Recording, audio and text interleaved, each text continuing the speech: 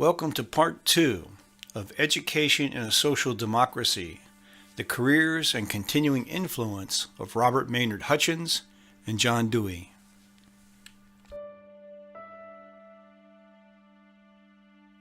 Already at age 27, Robert M. Hutchins was outspokenly critical of how the law was being taught and practiced, and yet he was appointed dean of the law school.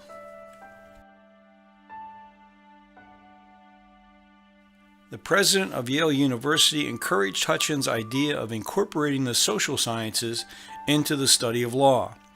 However, as would be the case throughout the rest of his professional life, his efforts were opposed by nearly everyone potentially affected.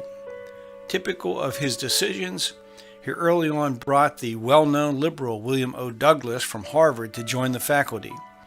Douglas remained until 1934, when Franklin Roosevelt appointed him to the Securities and Exchange Commission.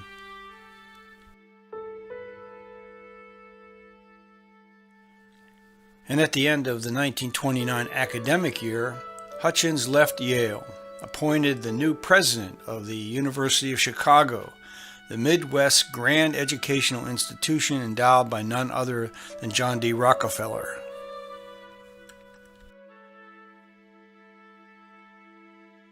The path Hutchins would now earnestly pursue was to bring him into long years of intellectual conflict with John Dewey and many other leading academic figures. Their essential differences are expressed well in a 2005 essay by philosophy professor Lisa Heldke.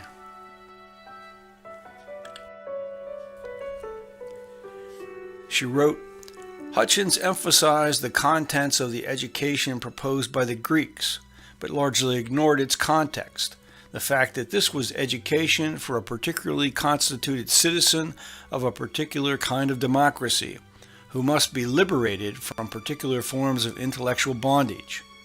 In contrast, Dewey adopted the most general aims of Greek education, namely, that education ought to liberate students and also prepare them for citizenship.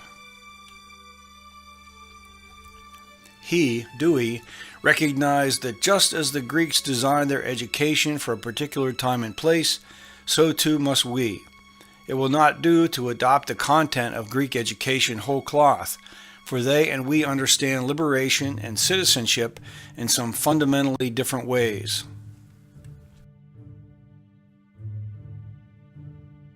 The institution Hutchins found upon taking office at Chicago was not what he considered to be a university. Rather, there were departments operating independently of one another, focused on graduate-level education and research. The philosophy department was dominated by Deweyites, as was the School of Education. Hutchins' challenge was to be considerable.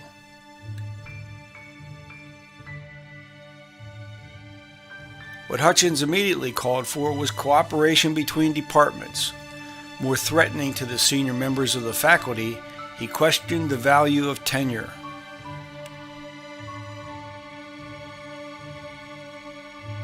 One of Hutchins' first recruits, brought aboard to advance his reform agenda, was Mortimer J. Adler, who had just been awarded his doctorate at Columbia University.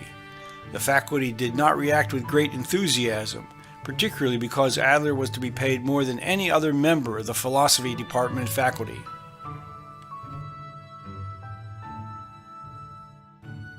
Adler attended Dewey's lectures at Columbia University, concluding that Dewey's approach to education was less than ideal. To Adler, the reading and discussion of the great ideas contained in the classics of Western civilization were essential in order to grasp the essential truths attached to individual and societal values, goodness, liberty, equality, and justice. Dewey's problem, said Adler, was that he had never read Aristotle.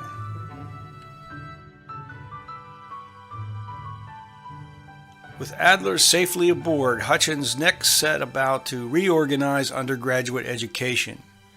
From their perspective, very few members of the faculty met their definition of an educated person. As Adler reported to Hutchins,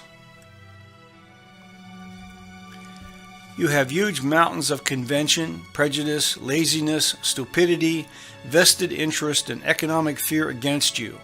It comes from all quarters. The science people are prejudiced because of their conventional notions of how science must be taught. The humanities are trying to save their language courses.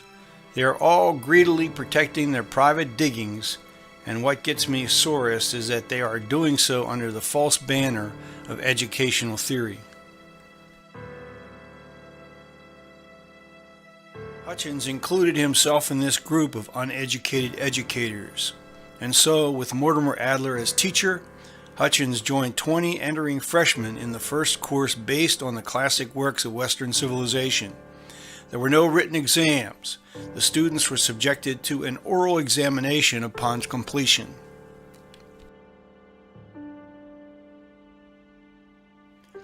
Adler and Hutchins then took their program off campus into the community, involving many of the university trustees and civic leaders as participants.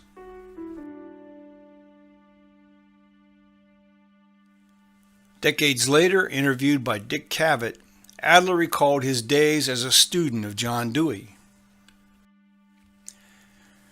He was again a kindly gentleman who lectured very slowly so that I could take his lectures down in longhand. I would go home to my study and type the lecture out. I collected these lectures that I wrote about, and I noticed that what he said on Tuesday was inconsistent with what he said the previous Thursday. So I'd write him a letter and say, "Dear Professor Dewey, last Thursday you said," and I would quote, "but this Tuesday you said, and that does not seem quite consistent to me. Would you please explain?" Well, he came to class and said, "A student in class wrote me a letter." He read the letter and then tried to explain. I wrote the answer down, and the answer didn't solve the problem. So I wrote him another letter, and this went on for 3 weeks. And he finally had his assistant come to me and say, "Dr. Dewey wishes you would stop writing him letters."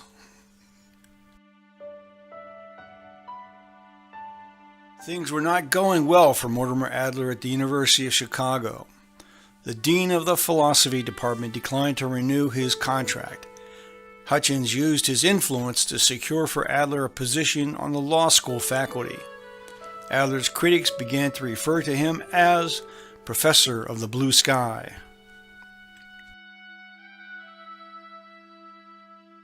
Although what was being taught and how it was being taught remained a consistent concern of President Hutchins, his responsibilities as the top administrator of the university are more than enough for most normal human beings.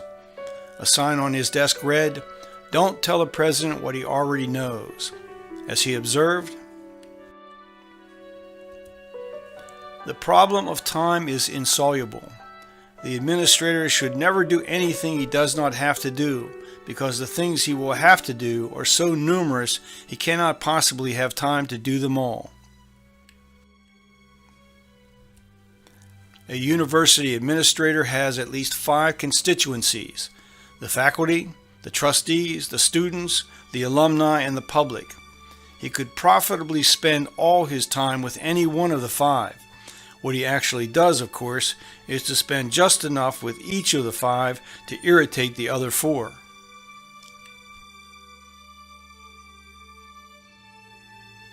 One of the most immediate of his concerns was the financial strength of the university.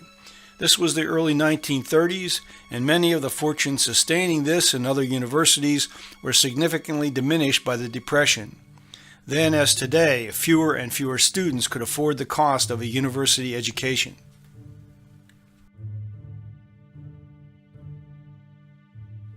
Hutchins responded by eliminating some 350 course offerings, capping faculty salaries while increasing their responsibilities to include classroom instruction, reducing administrative salaries, and adopting other cost-cutting measures.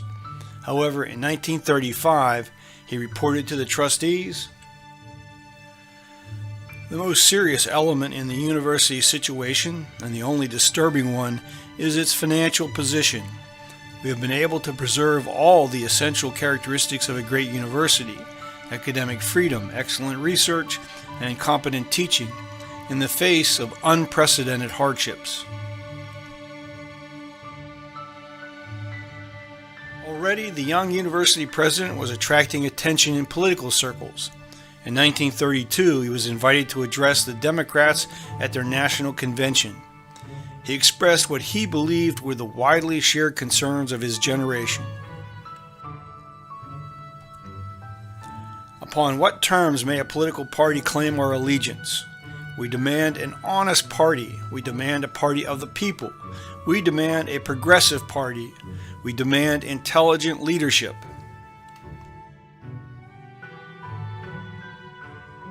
Of course, some of his fellow citizens had other priorities for the newly elected administration.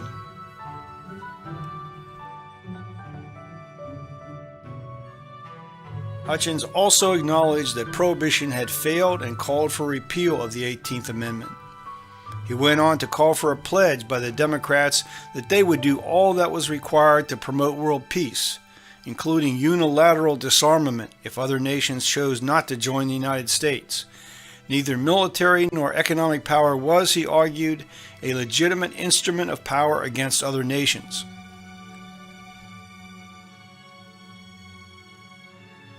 Hutchins endorsed the progressive taxation of incomes and of inheritances and argued for the reduction of public debt in times of prosperity, but endorsed deficit spending by government during periods of recession or depression. He urged elimination of tariffs that benefited manufacturers at the expense of consumers, and he called for an end to the private monopoly of natural resources.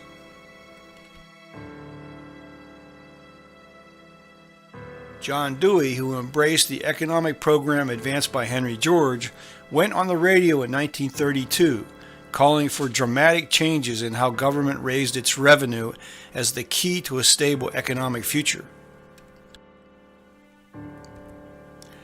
You cannot study Henry George without learning how intimately each of these wrongs and evils is bound up with our land system. One of our great national weaknesses is speculation. Everybody recognizes that fact in the stock market orgy of our late boom days. Only a few realize the extent to which speculation in land is the source of many troubles of the farmer. The part it has played in loading banks and insurance companies with frozen assets and compelling the closing of thousands of banks, nor how the high rents, the unpayable mortgages, and the slums of the cities are connected with speculation in land values. All authorities on public works hold that the most fruitful field for them is slum clearance and better housing. Yet only a few seem to realize that with our present situation, this improvement will put a bonus in the pockets of landlords, and the land speculator will be the one to profit financially.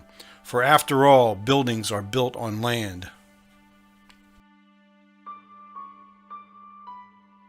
Robert Hutchins was prompted by the periodic collapse of banks to suggest that perhaps banks should be nationalized.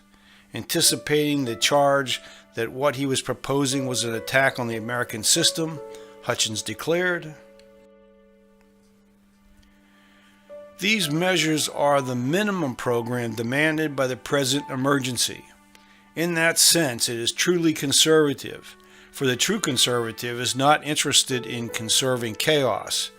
If the Democratic Party will issue a clear and decisive challenge in such terms as these, it may command the allegiance of the rising generation."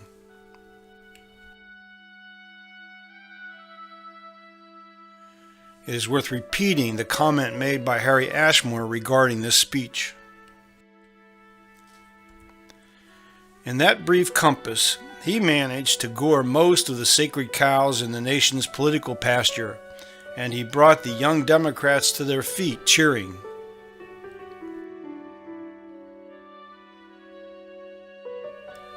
Perhaps only some will be surprised that he ended up disappointed in Franklin Roosevelt's promises and voted for the socialist candidate Norman Thomas.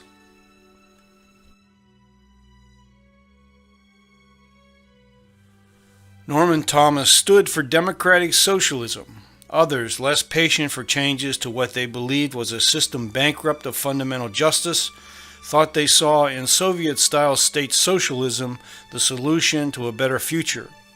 Reactionaries focused on the universities as centers of anti-Americanism. Academic freedom was under attack. Speaking to the American Association of University Professors in 1931, Hutchins took a firm stand. We have got to make ourselves clear. The only question that can properly be raised about a professor with the institution to which he belongs is his competence in his field. His private life, his political views, his social attitudes, his economic doctrine, these are not the common concern of his university. Dewey's take on academic freedom was far more pragmatic. He saw the classroom as a laboratory for realization of democratic experience, with the classroom teacher in control rather than a servant to a hierarchical direction. The remedy is not to have one expert dictating educational methods and subject matter to a body of passive recipient teachers, but the adoption of intellectual initiative, discussion, and decision throughout the entire school court. The remedy of the partial evil of democracy, the implication of the school system in municipal politics, is an appeal to a more thoroughgoing democracy.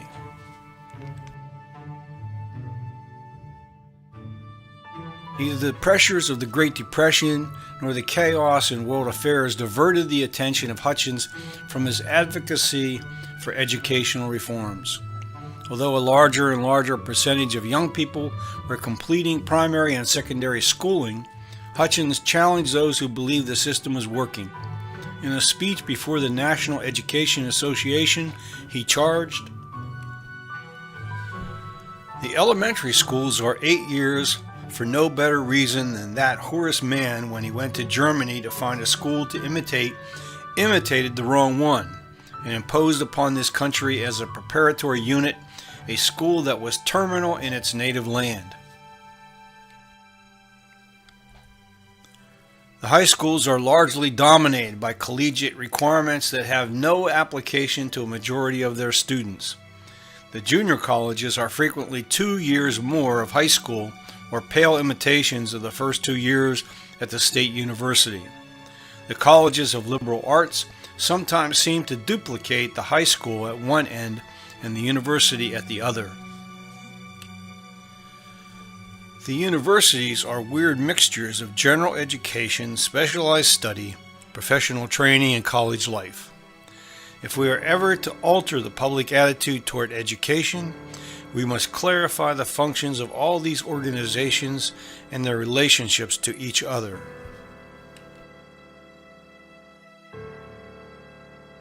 What Hutchins had in mind was combining the last 2 years of high school and the first 2 years of college as requirements for an undergraduate degree. An additional 3 years of study would earn a master's degree and eligibility for teaching positions. The PhD would be reserved for those who had become teachers. A Doctor of Science degree would be awarded to individuals committed to research. In short, he hoped to restructure totally how education services were delivered in the United States. He should have anticipated the University of Chicago was not going to become the center of his new experiment. The faculty, the trustees, and many alumni were more than content with the status quo. Instead, Hutchins, Adler, Stringfellow Barr, and Scott Buchanan took over a financially insolvent St. John's College in Annapolis, Maryland, and remolded it into an interdisciplinary Socratic Academy of Learning.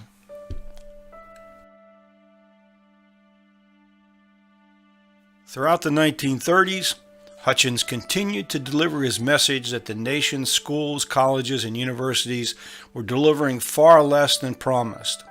On one occasion, he stated, "In the preparation of teachers, we are involved in a vicious circle. The teachers are badly educated. They educate their students badly. Some of the badly educated students become badly educated teachers who educate their students badly."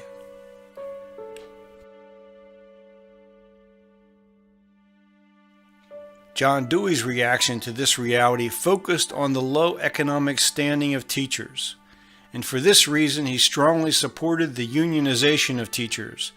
There was, he understood, a significant connection between how teachers were compensated and the quality of individuals willing to enter the profession.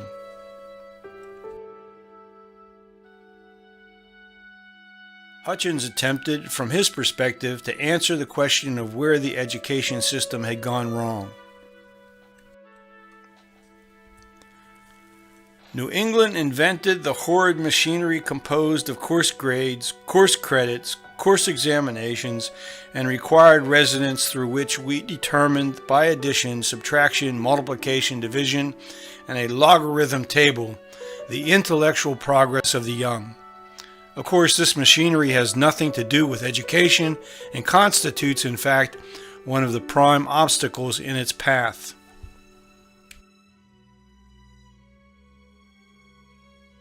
Of course, others shared many of the views voiced by Hutchins. What distinguished Robert M. Hutchins was his activism.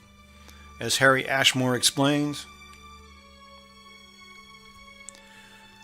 Hutchins was unique in advocating a complete scheme for the reorganization of the nation's educational structure, including a formulation not only of the ends it should be seeking, but of the means for achieving them. He was attempting, moreover, with some success, to put his theories into practice at his own institution.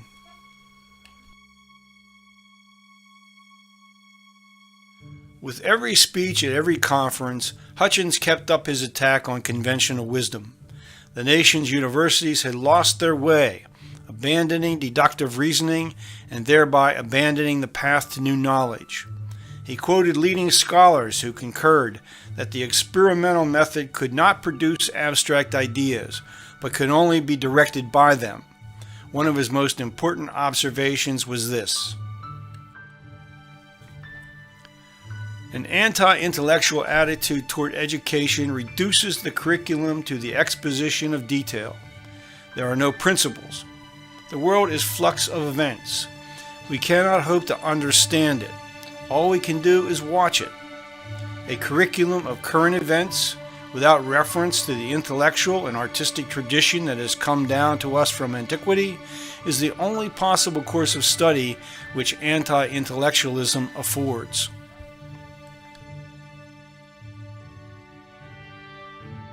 From the perspective of most of his older contemporaries, what Hutchins proposed meant abandoning what they embraced as the scientific method.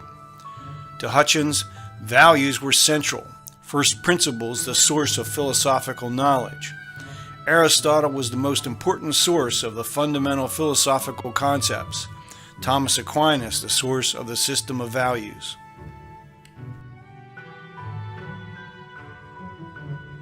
This was not a resort to divine inspiration or faith, he argued, but, as Harry Ashmore tells us, of natural law, which demonstrated by rational means that a civilized society depended upon acceptance of values rooted in respect for the sanctity of human life and the understanding of nature. A belief in God was, Hutchins felt, irrelevant to an acceptance of natural law. Yale University Press published 4 of his addresses in 1936, prompting responses by a growing number of critics, including John Dewey, who reviewed the book and responded to the ideas that countered what Dewey firmly believed. Dewey did agree with Hutchins that higher education was in disarray, but strongly disagreed with the solutions proposed by Hutchins. Dewey charged Hutchins with opening the door to authoritarian intervention. Doubtless much may be said for selecting Aristotle and St. Thomas as competent promulgators of first truths, but it took the authority of a powerful ecclesiastical organization to secure their wide recognition. As far as I can see, President Hutchins has completely evaded the problem of who is to determine the definite truths that constitute the hierarchy.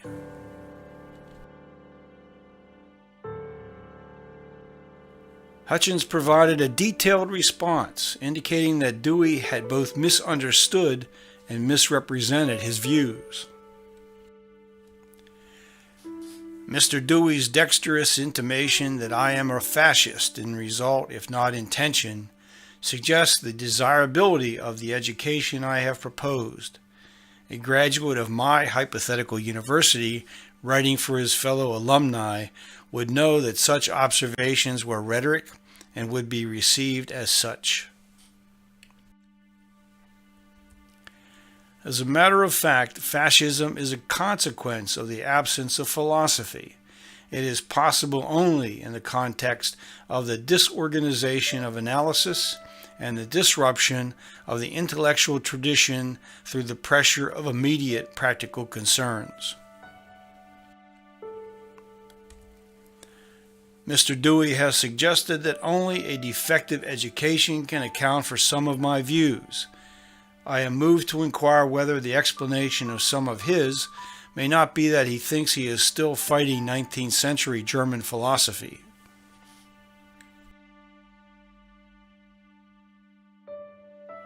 We've reached the end of part 2.